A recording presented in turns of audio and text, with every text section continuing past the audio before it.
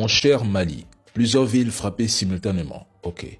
Des opérations préparées et coordonnées depuis longtemps. Ok.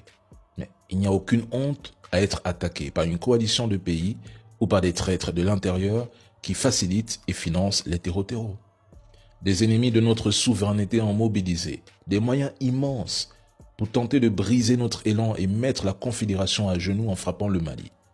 Et pourtant, malgré leur mobilisation, leur longue préparation, le financement, les armes, les mercenaires mobilisés, le Mali tient. Bamako, le cœur de la République, n'est pas tombé. Kati a été reprise par les FAMA après une contre-offensive violente. Les autres villes résisteront. Comme l'a affirmé hier le président Assimi Goïta, la traque continue jusqu'à la neutralisation complète des terreaux.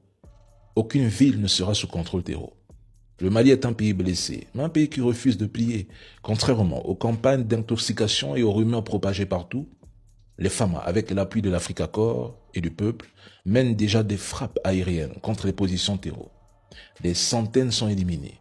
La riposte est en marche, elle sera longue, elle sera difficile, mais elle est lancée. L'ambassadeur russe Igor a réaffirmé devant le président Assimi Goïta l'engagement de Moscou aux côtés du Mali. C'est un partenariat. Et ce n'est pas une simple déclaration diplomatique. C'est un partenariat stratégique forgé dans les combats et les sacrifices partagés depuis 2021. La Confédération AES a parlé d'une seule voix. Son président, le capitaine Ibrahim Traoré, a salué le courage extraordinaire des FAMA et réaffirmé la solidarité totale, inconditionnelle et formelle des peuples du Sahel. La force unifiée est désormais déployée. Le Mali a besoin de chacun de ses fils et de chacune de ses filles, car le Mali n'est pas seul. La cause sahélienne est devenue notre cause commune.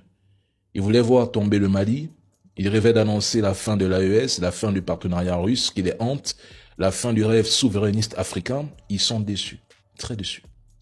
Le Mali est encore debout, l'AES est encore debout, le Sahel est encore debout, et le peuple, lui aussi, est toujours debout.